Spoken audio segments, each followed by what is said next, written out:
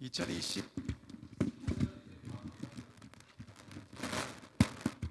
새해를 맞이하기 위해서 오늘부터 연말 기도주일을 모이게 되었습니다. 하나님께서 한 해 동안 저희를 인도해 주신 은혜를 생각하고, 그리고 우리의 삶을 돌아보면서 말씀과 기도로 한 해를 마무리할 수 있는 것은 참 크신 은혜라고 확신합니다. 그래서 저희가 준비하고 기다렸는데 오늘 아침에 갑자기 전화벨이 울리는 거예요. 강사 목사님이 앤드루스에서 이제 30분 떨어진 사우스밴드에서 비행기를 타고 올랜도로 오셔야 되는데 앤드루스에 지금 눈폭풍이 와서 비행기가 뜰지 모르겠다고. 그래서 제가 여러분들에게 기도 제목을 올렸고요. 우리 성도님들께서 한 마음으로 기도해 주셔서 목사님이 원래는 2시 좀 넘어도 도착하시기로 했는데 3시 반, 4시 가까이 돼서 도착하셨습니다. 다행히 그래도 올랜도에는 눈이 오지 않아서 안전하게 오실 수 있었다고 확신을 합니다. 여러분, 저희가 감사해야 될 제목 중에 하나가 여러분과 제가 올랜도에 사는 것 잊지 말고 꼭 감사해 주시면 좋겠습니다. 자, 오늘 저희들에게 말씀해 주실 강사 목사님을 잠시 소개해 올리도록 하겠습니다. 우리 강사 목사님은요 2003년에 서주관 앞에서 목회를 시작하시고요 20년 동안 정말 열심히 목회를 하시다가 2023년에 앤드루스에 와서 지금 MD부 공부를 하고 계시는 차주영 목사님이십니다. 잠깐 좀 일어나 주시겠습니까?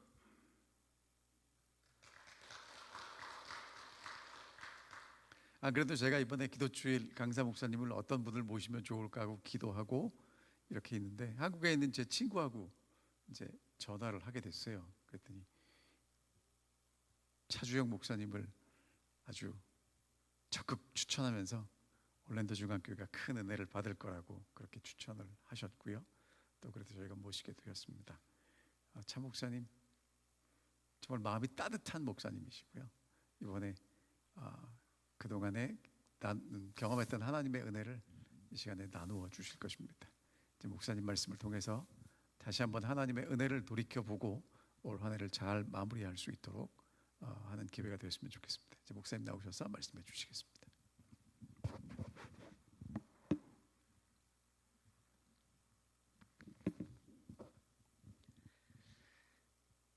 안녕하세요. 하나님의 섭리가 참으로 놀랍다는 생각을 하게 됩니다. 제가 목사님께 이제 이 강의 요청을 받았을 때 연말 기도주일로 말씀을 주셨어요. 연말 기도주일은 너무 바보 같은 질문이지만 우리가 무엇 해야 되는 기간입니까? 그렇죠. 기도해야 되는 기간이죠. 오늘 저보다 많이 기도하신 분들은 아마 이 자리에 안 계실 겁니다. 기도로 하나님께서 시작하게 해주셨어요. 그리고 또 우리 목사님 말씀을 들었을 때 제가 감동받게 되는 것은 우리 성도님들도 또 하나님의 은혜로 저와 같은 시간에 기도하셨을 것이라고 또 믿습니다. 사실 저는 그 기도 응답을 받고 이 자리에 있는 것이죠.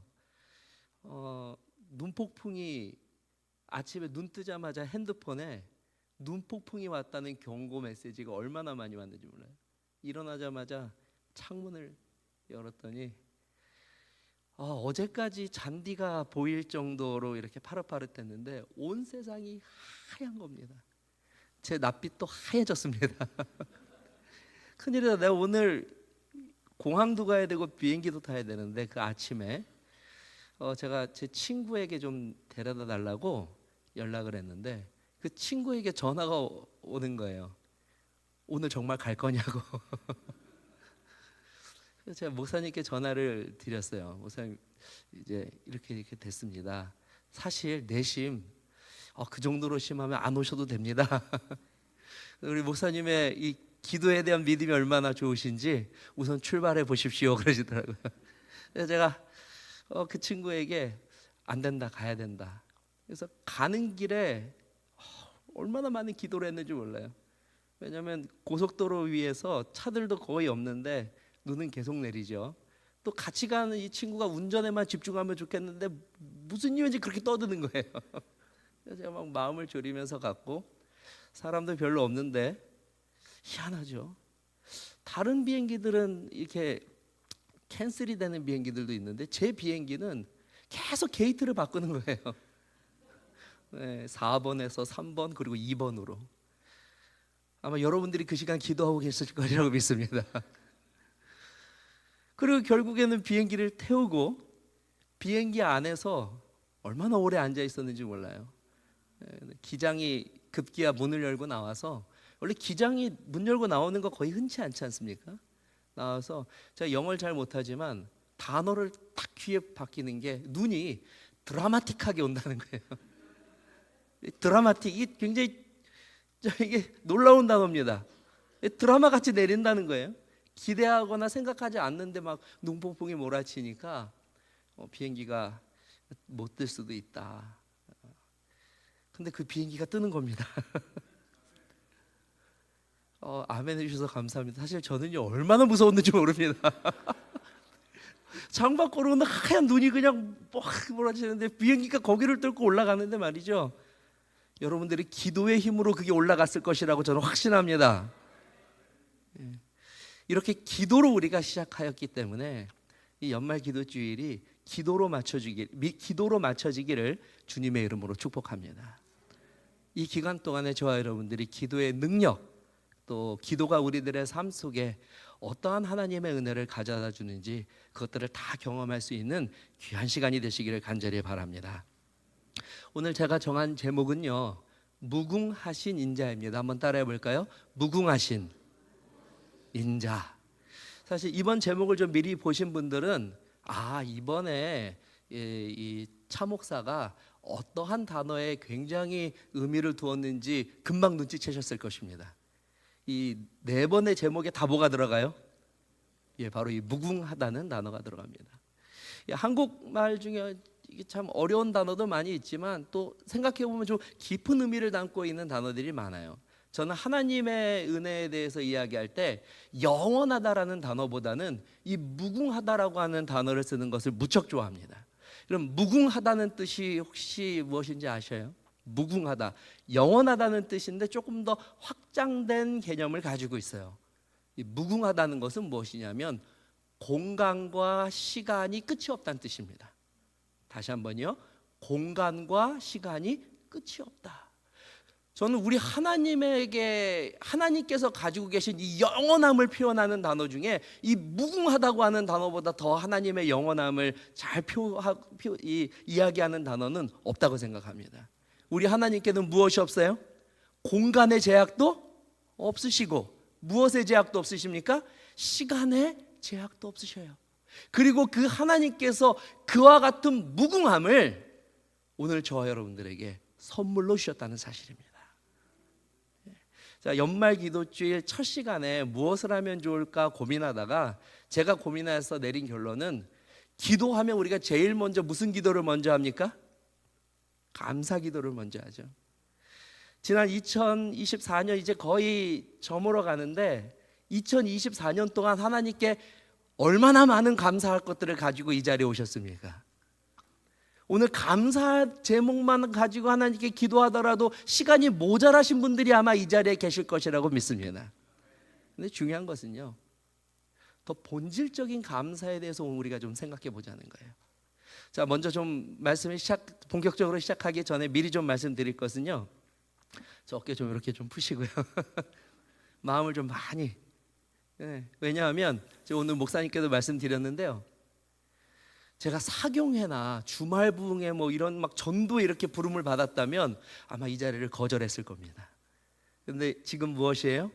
하나님께 감사하고 회개하고 은혜를 나누는 연말 기도주일이라 저 얼굴 한번 보세요. 지금 얼마나 평안합니까? 전혀 뭐 긴장의 기색이 없지 않습니까? 왜냐하면 저도 아주 편안한 마음으로 제가 받은 제 삶의 은혜를, 제 경험을 나누기 위해서, 사실 설교가 아니라 간증입니다. 간증이에요. 오늘 저의 삶을 통하여 하나님께 드려지는 은혜가 저 여러분들이 함께 드려지는 은혜가 되기를 간절히 바랍니다. 그러니까 이제 좀 릴렉스 하셔도 돼요. 좀 편안하게 오늘 이 은혜에 같이 동참하여 주시면 됩니다. 주제 성경절 한번 같이 읽어보겠습니다. 읽겠습니다. 시작. 여호와의 인자와 긍휼이 무궁하심으로 우리가 진멸되지 아니함이니이다. 뭐 누구나 다 알고 있는 이야기지만요, 사실 우리들의 인생은 굉장히 위태로운 인생입니다. 언제 무엇이 어떻게 나의 삶에 일어나게 될지 아무도 모르는 것이죠. 참 슬프게도, 제 개인적으로 슬프게도 몇 주 전에 갑자기 한국에 있는 제 여동생으로부터 전화가 왔어요. 깜짝 놀랐죠. 왜냐하면 제 여동생이 저에게 그렇게 전화를 자주 하는 아니라서, 이렇게 한국에서 뭐 전화 올 때마다 막 이게 좀 한 게 있어요. 전화를 딱 받았는데 정말 뜻밖의 이야기를 하는 겁니다. 갑자기 아버지께서 돌아가셨다는 거예요. 전혀 예상하지도 못했고 생각하지도 못했던 일이에요. 갑자기 아버지께서 돌아가셨다는 거예요. 뭐 식사하시다가 갑자기 돌아가셨어요. 이거 얼마나 소위 말해서 황망합니까? 지금도 사실 그걸 현실로 받아들이기가 너무 어려워요. 심지어 제가 한국에 가서 장례식을 다 치르고 돌아왔는데도 불구하고 지금도 제가 전화를 하면 꼭 저희 아버지가 전화를 받을 것 같아요. 그리고 제가 지금이라도 한국에 들어가서 문을 열면 아버지께서 나오실 것 같고, 또 저희 어머니가 지금 아버지 뭐 하셔요? 그러면 야, 지금 널 위해 기도하고 있다, 뭐 이렇게 말씀하시고 늘상 있었던 일이니까요. 근데 참 지금도 그래서 제가 이 현실 감각이 여전히 없는 것이, 그 아버지가 지금은 안 계시다는 거예요. 사실 제가 목회를 20년 하면서 얼마나 많은 장례식을 치러봤겠습니까? 한 번은 제가 있었던 교회에서요, 한 주에 4번의 장례식이 났어요. 그래서 제가 참 많은 장례식을 치렀죠. 근데 그때는 사실 나의 가족, 나의 가장 사랑하는 존재들이 아니었기 때문에 제가 장례를 치르는 목사였던 거예요. 이번에는 저희 아버지께서 갑자기 그렇게 되니까 현실 감각이 없더라고요. 이게 영원한 이별이라고 하는 것이 말이죠, 받아들여지지가 않아요. 영원하다는 것은 우리 인류, 우리 인생에 있어서요 가장 큰 비극이고 저주입니다. 여러분, 이 죄가 가져온 가장 큰 슬픔 중에 하나는 무엇이냐면, 이 영원한 하나님의 속성이 죄로 인하여 영원한 이별이 되어버렸다는 거예요. 얼마나 슬픈 일입니까? 그것을 한번 경험하고 나니까 말이죠, 특별히 더 무엇에 제가 마음이 가냐면, 이 하나님의 무궁하심이라고 하는 저 하나님의 능력이 어느 때보다도 저에게 더 깊숙이 다가오더라고요. 우리 하나님은 무궁하시구나, 영원하시구나, 공간도 시간도 끝이 없으시구나. 놀라운 사실은 그 영원하신 하나님께서 우리에게 무엇을 선물로 주셨다는 거예요? 감사합니다. 무엇을 선물로 주셨어요? 그 영원함을 선물로 주셨어요. 그걸 우리가 다른 말로 구원이라고 하는 겁니다. 구원 받으셨습니까? 아멘이 조금 더 힘차게 나오게 될 것이라고 제가 확신합니다. 이거 딱 저희 요 집회가 마쳐지는 일요일 아침에 저희 집회 마치죠. 그때는 제가 동일한 질문을 할 때 이 예배당이 떠나갈 듯이 하나님께 고백하게 될 것을 믿습니다. 저와 여러분 구원 받으셨습니다. 구원 받으셨어요. 여러분, 그 영원한 하나님의 선물이 우리에게 있다는 것, 사실 이게 우리가 정말 하나님께 감사해야 될 것 아니겠습니까? 내가 이번에 올해 사업이 잘 된 거 감사할 일이죠. 혹 우리의 자녀가 잘 됐다면 그 감사한 일입니다. 내가 올해 건강하게 살았다면 그거 정말 감사한 일이죠. 여러 사고와 사건들로부터 내가 보호하고 안전하게 오늘 하루를 지냈다면 정말 감사할 일입니다. 그러나 우리가 정말 하나님께 눈물로 감사해야 할 것은, 그럼에도 불구하고 여전히 우리가 영원한 하나님의 복, 하나님의 그 구원의 섭리 안에 오늘도 있을 수 있었다는 사실입니다. 이거 정말 감사해야 합니다. 막 터져 나와야 돼요. 하나님은 오늘도 나를 구원해 주셔서 감사합니다. 내 육신은 비록 늙고 병들고 여러 사건과 사고와 위협으로부터 늘 내가 이 아주 이 위태로운 상황에 있을지라도 여전히 나는 무엇에 있어요? 무궁하신 하나님의 시간과 무궁하신 하나님의 공간 속에서 존재하고 있기 때문에 그렇습니다. 제가요 이제 막 목회를 시작한 지 얼마 안 되었을 때 저희 집으로 전화가 한 통화가 왔어요. 제가 누가 전화를 주셨나 하고, 이게 작은 교회에 있었거든요. 정말 작은 교회에 있었거든요. 이 작은 교회에 있어서 주중에 전화 받으면 그렇게 신이 납니다. 전화를 딱 받았는데 아주 앳된 목소리의 여성분이 저쪽에서 이야기를 해요. 혹시 차주영 목사님? 그래요. 그래서 제가 예, 우리 교회는 아니구나. 그래서 이제 맞습니다. 그랬더니 저 여기 목사님 교회 앞에 와 있는데요. 목사님 잠깐 오실 수 있어요? 그래요. 야, 누가 교회까지 찾아와서 저를 만나길 원하니까 얼마나 기분이 좋습니까? 그래서 제가 알겠습니다. 금방 가겠습니다 하고 제 사택에서부터 진짜 한달음을 해서 뛰어가. 저희 그 교회가 너무 작아서 주차 자리가 없어요. 그래서 이 교회까지 늘 뛰어가야 돼요. 헉헉거리면서 뛰어갔어요. 혹시 한국에 어렸을 적에 이렇게 사셨던 분들은 기억하실지 모르는데 골목길 아십니까? 골목길?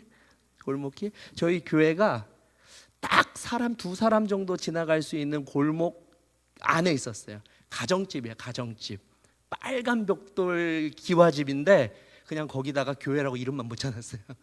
가정집. 네. 그 앞에 제가 막 달려갔는데 교회는 여기 있고요. 이 골목길인데 생생하게 기억합니다.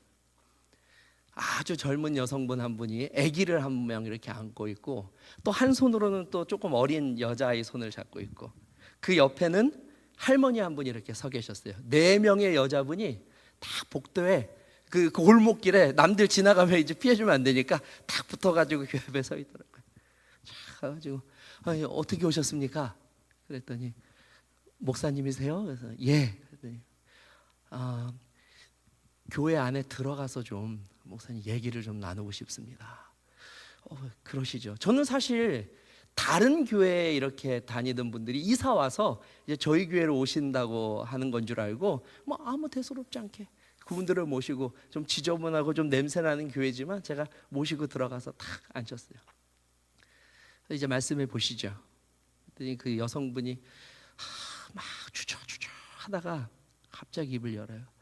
저희 다음 주부터 이렇게 4명이 이 교회에 출석할 겁니다. 그래요. 너무 고맙죠.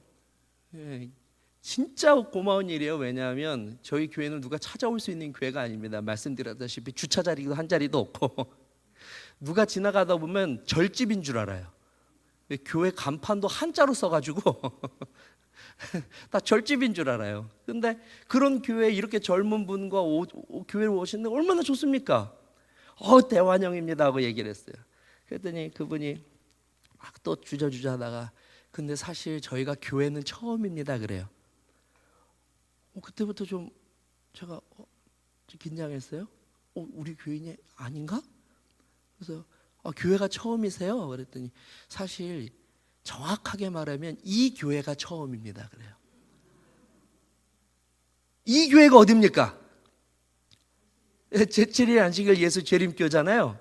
세상에 이런 경우가 다 있어요. 참 복받은 목사죠.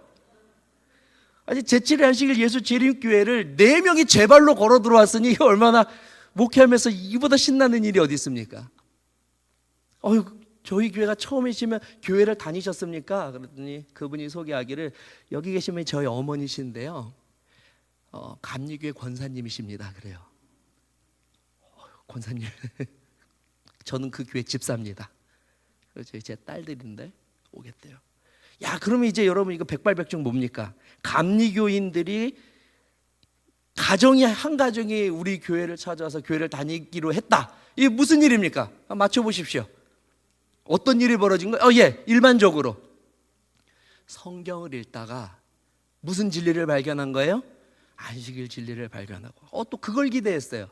그래서 그러면 이분들이 성경을 읽으시고 진리를 발견하셨구나. 그래, 그러면 어떻게 저희 교회에 오시게 됐습니까? 아마 깜짝 놀라실 거예요. 왜냐면 저도 그때 기절하는 줄 알았거든요. 이 여자분이 젊은 여자분만 계속 이야기를 하는데 여자분이 갑자기 얼굴이 탁 털어져요. 그래서 하는 말이 사실 지금도 대교 오기 싫어요 그래요. 지금도 너무 오기 싫다는 겁니다 이 교회. 우리 교회가 너무 낡고 막 허름하고 막 그 당시 저희 교회가 전국에서 유일하게 의자가 없이 방석에서 앉아서 예배드리는 교회였어요. 그러니까 이 교회가 너무 누추해서 근처에 좀 크고 좋은 교회를 갈 걸 잘못 생각했나? 이분이 하는 말이 아니래요. 제7일 안식일 예수 재림교회가 지금도 너무 오기 싫다는 거예요. 너무 오기 싫으면 무엇하면 돼요? 안 오면 되는데 왜 굳이 엄마까지 모시고 왔냔 말이에요. 그래서 도대체 궁금해 죽겠으니까 왜 오셨습니까?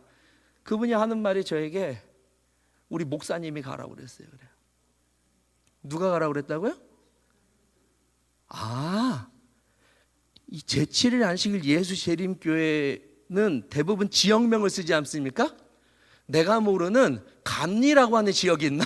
저 시골에 감리라는 무슨 리, 그렇죠, 뭐 궁촌리처럼 감리교회에서 오셨다고요? 아니래요. 감리교회에서 왔답니다.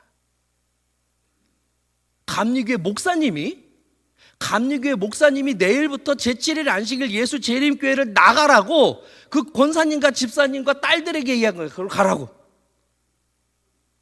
이게 무슨 일인가? 목회하면서 재밌는 경험하지 못한 일들이 많이 있다고 하는데 이런 거 경험하신 분이 계실까? 그래서 자초지종을 물어보니 하는 말씀이 더 놀라워요. 그 어머니가 드디어 이 말씀을 하시는데 제가 암이에요 그래요. 암이시래요.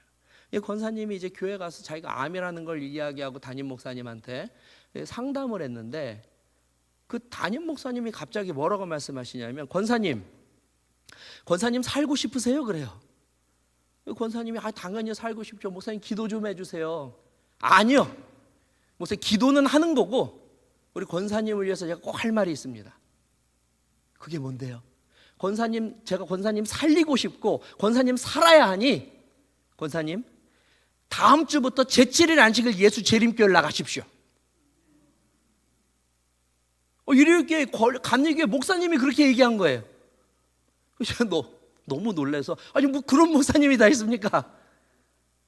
왜요? 그랬더니 그분이 미국에서 공부를 하셨는데 미국에서 공부를 하시면서 우리 재림교회에 대한 여러 기사들을 마침 보신 거예요.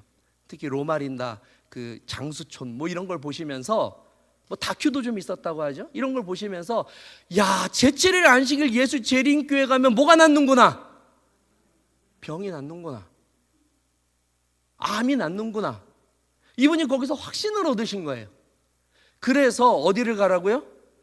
그분이 114에 물어가지고 저희 교회 주소하고 제 전화번호를 알아가지고 저한테 전화를 하신 거예요. 가시라고. 근데 이 감리교회 분들이 얼마나 대단하시냐면 목사님 말씀이면 순종하는 거예요. 그분들 보기에 우리는 뭐예요? 이단교회잖아요.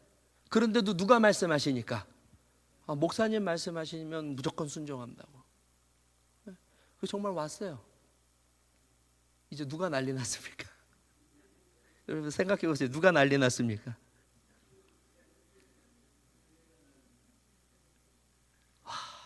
머리가 하얘져요. 이제 제가 어떻게 해야 됩니까? 이분을 제가 이분을 살려야 돼요.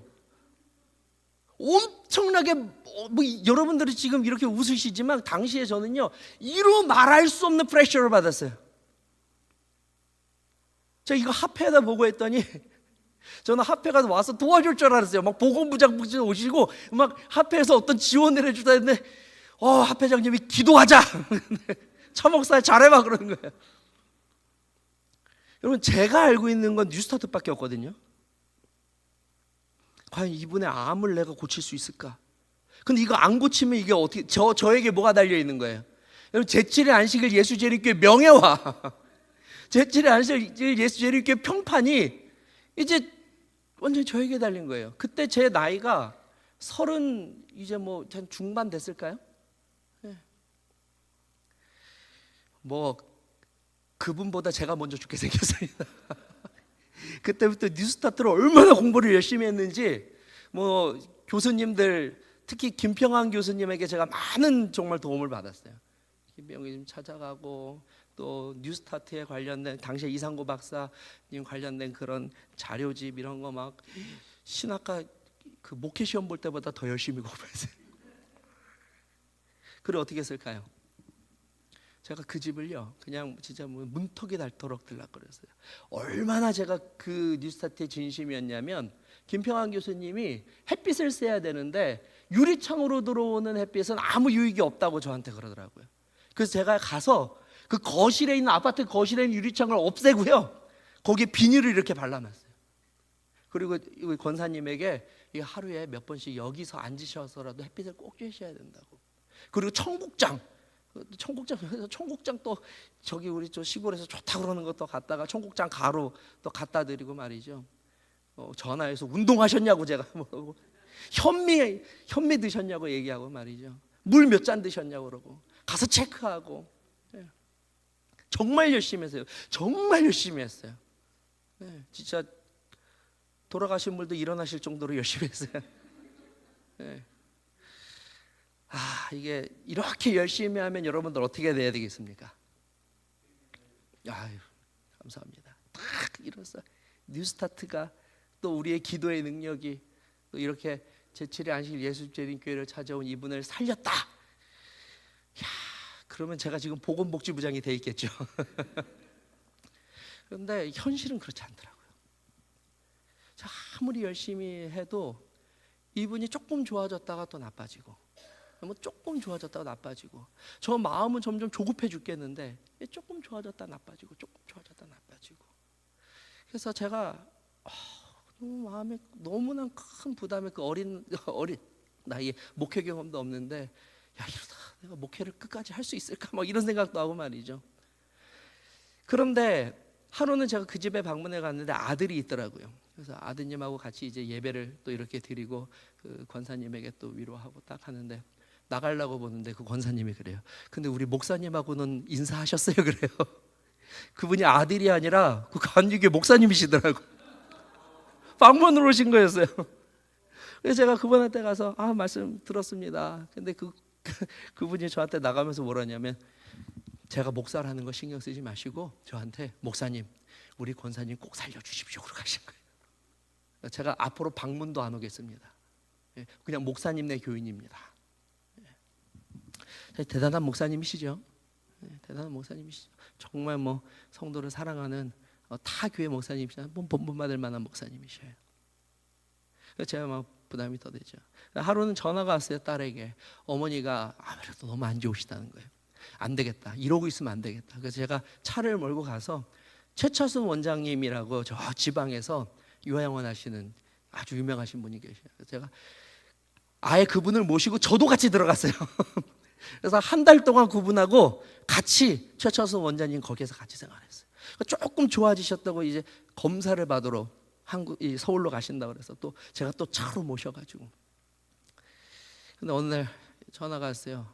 딸이 막 목사님 어머니가 각혈을 하셔요 그래요. 너무 슬픈 일이죠. 그래서 이제는 목사님 병원에 가야 될 것 같아요. 병원에 갔는데 중환자실로 들어가셨어요. 그리고 이제 막 여러 기계들을 달고 제가 방문을 갔는데 뭐 이 권사님이 실망한 얼굴이 뭐 말이 아니에요. 내가 다니던 수십 년 동안 다니던 교회도 버리고 내 제7의 안식일 예수님께를 찾아서 안 먹던 현미도 먹고 비닐 앞에서도 서 있고 그렇죠? 뭐 숟가루 같은 것도 막 붙이고 뭐 온갖 하라는 거 다 했는데 내 괜히 왔나 싶은 얼굴이 그 얼굴에 계속 있는 거예요. 근데 저는 마음이 급하니까 그 중환자실에 들어가서도 물 마시라고 저 알지도 못하고 그냥 하는 말이에요. 물 많이 드셔야 된다고 그러고 수치료 뭐 이런 거 막 얘기하고 그러다 결국에는 점점 안 좋아서 복수도 차오르시고 이제 나중에 이제 의사가 이제 좀 준비하셔야 된다는 얘기를 하더라고요. 그래서 저한테는 이게 청천벽력 같은 말이었어요. 준비하셔야 된다. 이제 저는 실패한 목사가 되는 겁니다. 제7의 안식일 예수 재림교회의 명예가 땅에 추락했어요. 그 교회가 우리 교회를 어떻게 생각할까? 그 목사님은 나에게 얼마나 많은 원망을 할까? 무엇보다 이 가정은 얼마나 실망했을까? 그래서 한동안은 권사님 소식을 듣고 제가 병원을 못 갔어요. 왜냐하면 제가 할 수 있는 걸 다 했거든요. 이제는 그분에게 뭘 하겠습니까? 현미를 드리겠습니까? 제가 뭐 수파스를 갖다 붙이겠습니까? 뭘 하겠습니까? 제가 지금 이 상황에서. 근데 이제 제가 하다못해 딸에게 이제 좀 뭐 또 기다릴 수 없어 전화를 했더니 뭐 어머니가 이제 많이 위독하신 상태고 곧 돌아가실 것 같다라는 얘기를 듣고 이럴 수는 없다 그래서 찾아갔어요. 그래서 그분 병산 머리에 이렇게 앉아 있었어요. 뭘 할 수 있을까? 제가 할 수 있는 게 뭐가 있습니까? 기도하고 성경 보는 거예요. 기도하고 성경 보는 거예요. 그때 제가 이분하고 같이 있으면서 성경 요한복음 읽어드렸어요. 요한복음 1장부터 쭉 읽어드렸어요. 요한복음 5장 13절에 이 말씀이에요. 내가 하나님의 아들의 이름을 믿는 너희에게 이것을 쓰는 것은 너희로 하여금 너희에게 무엇이 있음을요? 제가 울컥하더라고요. 이 말씀이 있는데 내가 지금까지 뭐 했지? 여러분, 제7일 안식일 예수 재림교회가 가지고 있는 가장 좋은 기별이 뭡니까? 병든 자에게 혹은 삶의 무게로 인해서 힘들어하는 자에게 여러 가지 인생의 문제로 인하여 낙담한 자들에게 여러분 제7일 안식일 예수 재림교회가 가지고 있는 아주 중요하고 아주 훌륭한 기별이 뭡니까?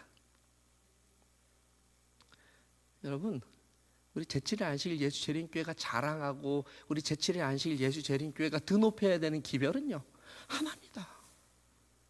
예수가 우리의 구원자다. 뭐라고요? 예수님이 나의 구원자다. 그분이 나의 죄값을 대신 갚아주시고 나에게 무궁한 삶을 우리에게 허락하셨다. 저는 우리 재림교회가 다른 어느 교단보다도 예수 그리스도의 속죄와 중보와 그리고 영원한 생명을 주신다고 하는 그 복음을 가지고 있음에 감사합니다. 남들 다른 교회도 다 가지고 있는 거 아닙니까? 여러분 다른 교회도 다 가지고 있는 기별이 아니라 그것은 우리가 믿고 있는 성경이 우리에게 말하고 있는 진리 중에 진리이고 우리가 가장 높이 자랑해야 될 성경의 가장 위대한 선물입니다. 재림교회에서 복음을 전하지 않으면 어디에서 복음을 전하겠습니까?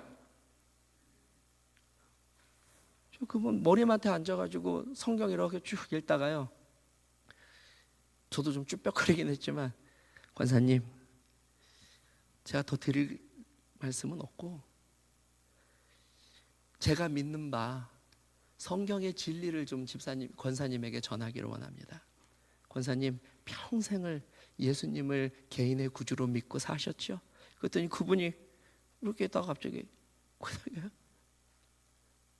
그 예수님이 우리 권사님을 지금도 사랑하십니다. 그리고 그 약속은 절대로 변하지 않습니다. 영원 무궁합니다. 권사님 오늘 비록 우리가 이렇게 병실에서 아파하고 힘들어하고 절망하지만 우리가 가지고 있는 믿음은 누구도 빼앗아갈 수 없고 그 약속은 영원히 패하지 않습니다.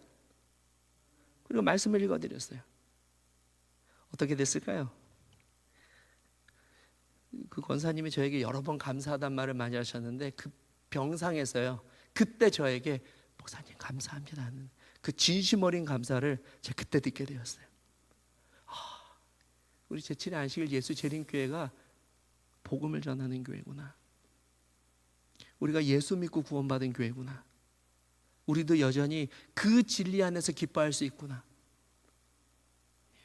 그걸 깨달았어요. 권사님께서 돌아가셨어요. 근데 참 감사한 것은 그렇게 침례를 거절하셨는데 돌아가시기 직전에 제가 병상에서 침례를 드렸어요. 물론 이제 수건으로 덮고 이렇게 하는 거 다 아시죠? 네. 왜 침례를 받기 싫어하셨을까요? 그래도 자기 교회를 배신하는 것 같아요. 왜냐하면 침례를 받으면 어느 교회 가는 걸로 생각하시는 거예요? 여러분, 침례는 안식일교회 오는 것이 아닙니다. 침례는요, 내가 그리스도 안에서 죽고 내가 다시 못한다는 거예요. 내가 다시 새로운 생명으로 일어난다는 것을 하나님의 그 약속을 붙잡는 아주 거룩한 언약의 예식이에요. 이제 이분이 그걸 아시니 무엇 받기를 원하셔요? 침례 받기를 원하시죠. 돌아가셨어요. 저 실패했습니까? 참 목사, 그렇게 실패해놓고 지금 어디 와서 설교를 하냐 이러고 계실 분 계셔요? 한 분도 안 계실 것이라고 생각합니다. 한 분도 안 계실 것이라고 생각해요. 저는요, 어디 가든지 간증을 해요. 어떻게 보면 실패한 저의 이야기일지 모르지만 저는 제 젊은 시절 목회에, 어린 시절 목회에 제가 그래도 가장 잘한 목회라고 생각해요. 가장 잘한 목회라고 생각해요.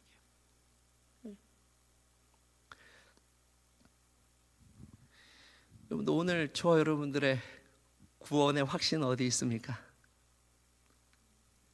예수님 안에 있어요. 그 예수님은 어디 있죠? 어디 있습니까? 여기 있어요. 여기 있어요. 연말 기도 주일에는 그래서 말씀 많이 읽으셔야 돼요. 왜냐하면 그 약속이 1년 동안 희미해졌을 수 있거든요. 내가 오늘 하나님 앞에 감사하러 나왔는데 자꾸 엉뚱한 것이 감사가 더 많이 된다면 사실 우리는 잘못 가고 있는 거예요. 그렇지 않습니까? 오늘도 이렇게 복잡하고 이렇게 힘든 세상 속에서 내가 여전히 하나님의 구원에 감사할 수 있다는 이 믿음을 주신 성령 하나님이 지금 누구랑 함께하고 계셔요? 함께하고 계셔요. 이게 감사할 일 아닙니까? 내가 아직 정신 차리고 있다는 거 대단히 감사할 일 아닙니까? 믿음 안에서 말이죠. 근데 그것이 희미해졌다면 무엇으로 돌아가야 돼요? 다시 말씀으로 돌아가야 돼요. 여러분들에게 추천할, 제가 강사니까 연말 기도 주일에 추천할 만한 아주 좋은 활동이 있습니다. 이왕 이렇게 된 거 요한복음. 사실 요한복음에는요, 영원한 생명, 영생, 이와 같은 확신을 주시는 하나님의 말씀이 굉장히 풍성하게 있는 책이에요. 길지도 않고 읽다가 어렵지도 않습니다. 올 한 해 동안 혹시 성경을 한 번도 안 읽으셨다면 이번 기회에 이 말씀 읽으시고 구원의 선물도 발견하시고 연말 기도주일에 하나님께 감사하시며 큰 은혜 받는 시간이 되게 되시기를 간절히 바랍니다.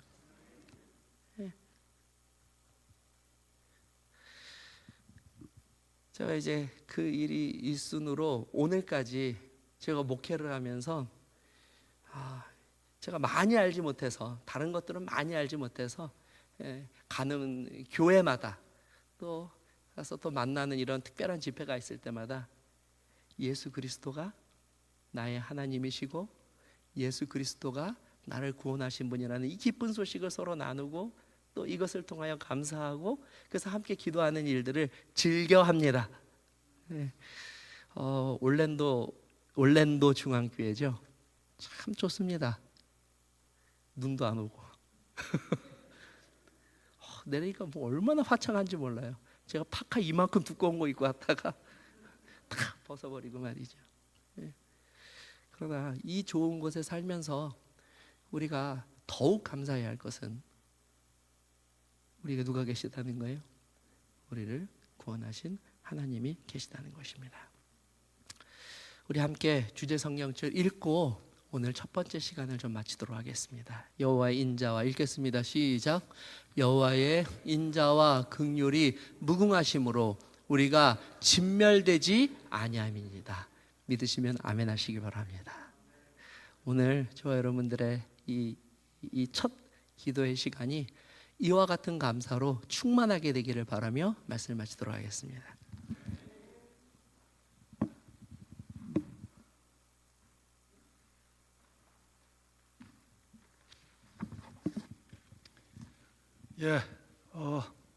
연말 기도주일에 참여하신 모든 성도님들을 환영합니다. 이 시간에 그 기도 제목을 드리겠습니다. 여기 이제 하나씩 다 나눠 드리는데요. 여기 10가지 기도의 제목이 있습니다. 근데 오늘 저녁에 이 10가지를 다 하면 너무 많기 때문에 5가지만 여러분들의 기도 제목을 드리겠습니다. 첫째, 2024년을 은혜롭게 마무리하도록 기도해 주시고요. 두 번째, 2025년에는 예수님을 더욱 닮아가는 삶이 되도록. 그래서 세 번째, 은혜 충만한 연말 기도주일과 강사 목사님을 위하여.